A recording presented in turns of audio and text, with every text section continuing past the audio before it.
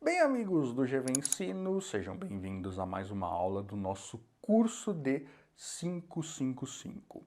Hoje nós vamos entender o funcionamento interno do 555. Nós não vamos entender aquele funcionamento cheio de transistores, quase 30 transistores, mas sim separar aqueles transistores em blocos mais simples, como esse daqui que nós estamos vendo, para entender como o 555 funciona por dentro e assim a gente conseguir entender as ligações que nós vamos fazer por fora, já que a gente vai colocar lá resistor, capacitor por fora e ele vai funcionar, mas por que ele funcionou? Entendendo o funcionamento interno, vai ficar muito mais fácil de entender como que os circuitos do 555 funcionam na prática. Então, vamos nessa.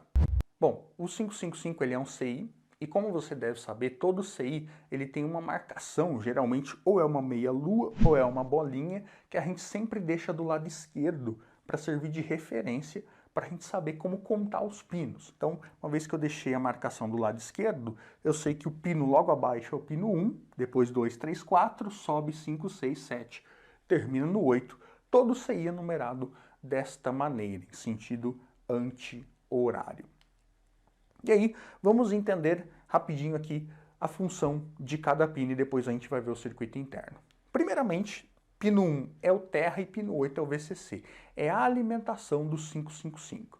Na maioria dos 555, nós podemos alimentar com uma tensão aqui que vai de 4,5 volts até 16,5 volts. Tem as versões militares que você consegue alimentar com um pouco mais de tensão, as versões com FET, elas também têm tensões de alimentação diferenciada, mas a maioria dos 555 você pode alimentar de 4,5 volts até 16,5 volts, que eles funcionam muito bem. Então aqui a alimentação. Os próximos dois pinos que nós vamos mostrar é o trigger, pino 2, que em português significa gatilho, por aí você já pode imaginar como ele funciona, e o threshold, que em português significa limite, limiar. Esses dois pinos, o 2 e o 6, eles vão ter um papel fundamental para controlar a saída do 555, que está aqui no pino 3, o output, a saída do 555. A saída do 555 ela é digital. Ou a saída está ligada ou ela está desligada. É 1 ou é 0. Então, esses dois pinos, o trigger e o threshold, eles vão ter um papel fundamental. O trigger, que em português é gatilho, ele vai ter a função de ligar a saída, acionar a saída. E o threshold vai ter a função de desligar a saída. Vamos entender melhor daqui a pouco. Em seguida, nós temos o reset, que também tem a função de desligar a saída, assim como o threshold, mas o reset é um desligamento forçado. Geralmente a gente coloca um botão ali para quando eu quiser forçar a saída a desligar, um botão de emergência, por exemplo, é só eu apertar o botão ali que ele vai desligar a saída, independente até mesmo do trigger. Então, mesmo se o trigger estiver mandando a saída ligar, o reset sempre tem prioridade, porque ele é como se fosse ali, né, um desligamento forçado de emergência.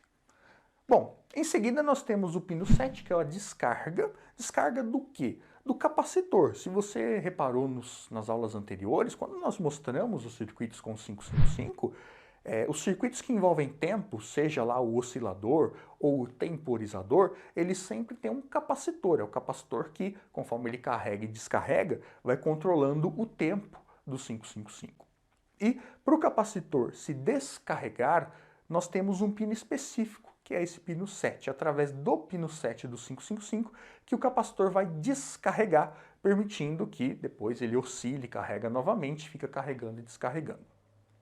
Então é um pino muito importante. E por último, o pino 5, que é um dos pinos menos usados, tem aplicações bem específicas onde ele é útil, mas na maioria dos casos ele não é tão útil assim, é o controle de tensão, pino 5.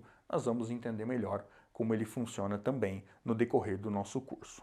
Vamos agora então ver aqui internamente como ele é.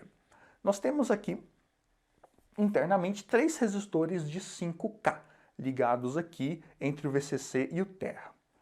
Muita gente acredita que o 555 tem esse nome por causa desses 3 resistores de 5K, mas não é verdade. O Hans Karmazin, ele disse que isso é apenas uma coincidência. O nome 555 se dá porque o chefe que ele tinha na época que projetou o 555 tinha como número da sorte o número 5. E como eles numeravam os projetos dessa forma, né, com 3 números, ele decidiu fazer uma homenagem a esse chefe dele e colocar o nome do CI como 555. E por coincidência, no projeto original, também tinha lá 3 resistores de 5K. Talvez ele tenha escolhido 5K, justamente por causa do chefe, enfim, isso ele não explicou. Mas a ideia aqui é o seguinte, por que 3 resistores de 5K? O valor 5K não importa tanto. O que importa é que são 3 resistores iguais. Para quê? A ideia é que eu pegue essa tensão de alimentação que eu estou jogando e divida ela em 3 partes. De maneira que aqui nesse resistor R3 eu vou ter 1/3 da tensão de VCC e aqui do R2 até o terra eu vou ter 2/3 de VCC. Então, por exemplo, se eu alimentar o 555 com 9 volts, isso significa então que eu vou ter nesse ponto aqui interno 1/3, eu vou ter 3 volts, e nesse outro ponto aqui eu vou ter 2/3, então esse ponto aqui eu vou ter 6 volts. Se eu alimentar o 555 com 12 volts, por exemplo, eu teria 4 volts aqui e 8 volts aqui. Então são 3 resistores iguais para que eu tenha a tensão de alimentação dividida em terços, né? 1/3, 2/3. Essa é a ideia de 3 resistores iguais. E nós vamos entender o porquê disso agora mesmo, tá? Olha só então.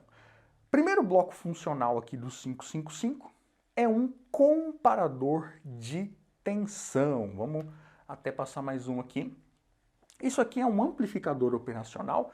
Se você quer entender melhor como o amplificador operacional funciona, nós temos um curso com mais de 40 aulas aí no nosso canal, onde nós já temos aulas explicando como o comparador de tensão funciona em detalhes. Mas, para resumir, o que esse cara aqui faz? Ele vai comparar as duas tensões que estão entrando nessa entrada aqui positiva dele, que é a não inversora, e nessa entrada negativa, que é a inversora. Tá? Eu vou chamar de entrada positiva e negativa para facilitar. Para a gente aqui, talvez você não conheça amplificador operacional, mas o nome correto é entrada não inversora e entrada inversora, tá? Mas vamos simplificar aqui nessa aula. Entrada positiva e entrada negativa. Ele vai comparar as tensões e tem uma saída aqui. Essa saída pode estar ligada ou desligada. A saída vai ligar quando a tensão do mais, quando a tensão aqui que vem do threshold for maior do que essa tensão que vem no menos. No caso, 2/3 de VCC. Então, naquele exemplo nosso de 6 volts aqui, né, alimentando com 9, eu teria então 6 volts aqui. Então, toda vez que a tensão lá do threshold for maior do que 6 volts, a saída desse comparador aciona. Ele não está acionando a saída do 555, ok? Já já a gente vai ver como que essa saída é acionada. O que aciona é a saída do comparador de tensão. Então, como o threshold está ligado aqui no mais, toda vez que a tensão que eu jogar aqui no pino 6 for maior do que 2/3 de VCC, esse comparador aciona. Aqui embaixo nós também vamos ter um outro comparador, desta vez comparando 1/3 de VCC com o trigger, com o nosso gatilho. Mas reparem o seguinte, o trigger ele está ligado na entrada negativa do comparador, na inversora. Então isso significa que este comparador vai acionar toda vez que a tensão que eu colocar aqui no pino 2, toda vez que a tensão que eu colocar no trigger for menor do que 1/3 de VCC. Já aqui o trigger está ligado no negativo. Então, toda vez que eu jogar aqui no trigger uma tensão menor que 1/3 de VCC, este comparador irá acionar. E o que a gente tem na frente destes dois comparadores, o do threshold e do trigger, né? O comparador do threshold, esse comparador aqui aciona toda vez que a tensão aqui for maior que 2/3 de VCC, esse cara aqui aciona, e o comparador de baixo, a saída dele aciona toda vez que a tensão do trigger for menor que 1/3 de VCC, então aí ele irá acionar. O que a gente tem então aqui na frente? Nós temos aqui um flip-flop, ou um latch RS. O que é um flip-flop RS? Nós temos aí no canal o curso de Eletrônica Digital 2, onde também explicamos em detalhes o que é um flip-flop, o que tem dentro dele e tudo mais. Mas basicamente é o seguinte, flip-flop RS, ele tem duas entradas, o R e o S, tem esse clear também que é uma entrada, que eu vou explicar daqui a pouco, tá? Mas a princípio, para vocês entenderem, ele tem duas entradas, reset e set. Prestem sempre atenção no nome, que o nome ele diz a função daquele pino, né? Então ele vai ter a entrada reset e a set e a saída quit, em inglês, né, de saída. E essa saída do flip-flop, ela já vai direto para a saída do 555. Então, toda vez que esse flip-flop, que a saída Q dele for acionada, a saída lá do pino 3, a saída do 555 também irá acionar. Então, a gente já está vendo aqui que, como eu tinha dito antes, o threshold e o trigger, eles é que vão controlar aqui a entrada do flip-flop, e é o flip-flop quem vai definir quando a saída do 555 liga e quando desliga. Como que o flip-flop RS funciona? Muito simples. Toda vez que o reset ligar, toda vez que então que esse comparador acionar o reset, então a saída será resetada. O que significa resetar? Quando você está lá no computador e você quer resetar o computador, resetar significa desligar, significa zerar. Se você está lá no computador mexendo lá, criando um documento, e alguém reseta o computador, você perde o documento, né? Como se você zerasse tudo que estivesse na memória RAM do computador. Aqui é a mesma coisa. Toda vez que o reset aciona, a saída desliga. Toda vez que o set aciona, a saída liga. Muito simples, né? Mas a característica principal do flip-flop é a seguinte. Vamos supor que eu setei o flip-flop. Então a saída vai ligar. O que vai acontecer se eu tirar esse sinal que setou? A saída vai continuar setada. Essa é a característica do flip-flop. Ele consegue manter o estado que ele estava antes. Então, uma vez que eu setei o flip-flop, ele vai ligar a saída e a saída vai permanecer ligada mesmo se eu tirar este sinal que setou o flip-flop. Então, ele mantém a saída ligada. Para desligar essa saída, a única forma é eu dar um reset. Quando eu dou um reset, a saída do flip-flop desliga. Se eu tirar o pulso de reset, ela continua desligada. Então essa é a característica do flip-flop RS. Ele mantém a saída do flip-flop e, consequentemente, a saída do 555, claro, no mesmo estado que ela estava antes. Se eu setei, ela liga. Se eu tirei o pulso de set, continua ligado. Se eu resetei, ela desliga. Se eu tirei o pulso de reset, ela continua desligada. Então ela sempre continua no estado em que ela está, até eu dar um pulso na outra entrada. É assim que o flip-flop funciona. Ele tem essa característica de memorizar o estado em que ele está. Então olha só que interessante, né? O que tem que acontecer então para essa saída ligar? Para essa saída ligar, a gente tem que dar um set no flip-flop. Para a gente dar um set no flip-flop, esse comparador tem que acionar. Como é que esse comparador aciona mesmo? Toda vez que a tensão que eu coloco aqui no trigger for menor que 1/3 de VCC. Então, toda vez que a tensão do trigger cai para menos que 1/3 de VCC, o comparador aciona, seta o flip-flop, liga a saída. Bacana, né? Então, se eu estou alimentando com 9 volts, se eu jogar aqui no trigger menos que 3 volts, a saída do 555 vai ligar. E o que faz para desligar a saída? Basta eu jogar aqui no trigger uma tensão maior que 1/3 de VCC, por exemplo, 5 volts, a saída já vai desligar? Não, porque lembra que mesmo jogando 5 volts aqui, o comparador vai desligar, claro, porque aí eu já não tenho no trigger menos que 1/3 de VCC. Porém, o flip-flop não vai desligar. Lembra que o flip-flop ele memoriza o estado anterior que ele estava antes. Então, mesmo que eu tire o sinal do set, a saída do flip-flop vai continuar acionada. Quando é que a saída, então, vai desligar? Quando eu der um reset no flip-flop. E para isso acontecer, a tensão que eu jogar aqui no threshold tem que ser maior do que 2/3 de VCC, ou seja, no nosso exemplo, eu tenho que jogar uma tensão aqui no pino 6 maior que 6 volts, alimentando com 9, maior que 6 volts, para que ele resete o flip-flop e desligue a saída. Então, é mais ou menos assim que vai funcionar. Joguei uma tensão menor aqui do que 1/3 de VCC, a saída vai ligar.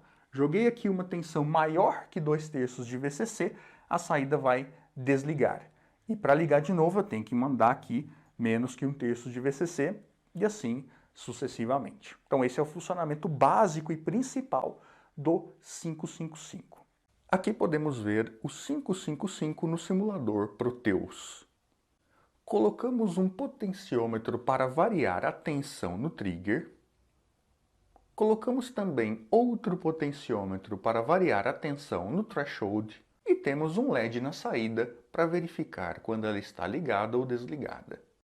Colocando no trigger uma tensão menor que 1/3 de VCC, no caso menos que 3 volts, vejam que a saída liga. Se nós então subirmos a tensão do trigger para acima de 1/3 de VCC, a saída continua ligada. Isso acontece por causa do flip-flop RS que há internamente dentro do 555. Para que a saída do 555 desligue, precisamos que a tensão no threshold ultrapasse 2/3 de VCC, no caso, que ela fique maior que 6 volts. Então, vemos que a saída desliga. Agora, se baixarmos a tensão do threshold para menos que 2/3 de VCC, veja que a saída continua desligada. Isso também acontece por causa do flip-flop RS dentro do 555.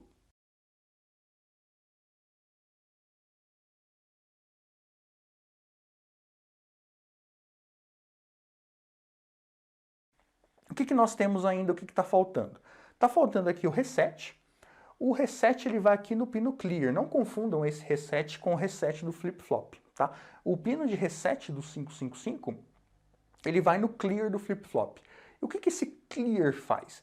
Esse clear, como eu já tinha explicado antes, ele vai forçar a saída do flip-flop a desligar, vai forçar ela para zero.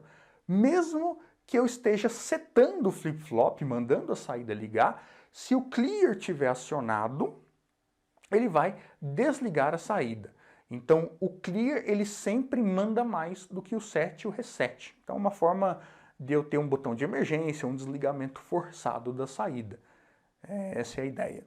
Vejam também que o clear ele tem essa barra aqui em cima dele, o que significa que ele é ativo em nível lógico baixo. Então, se eu quiser desligar a saída do 555 sem precisar jogar aqui no pino 6 mais que 2/3 de VCC, é só eu jogar o pino 4 para o terra, né, para o nível lógico baixo, que a saída do 555 vai desligar imediatamente.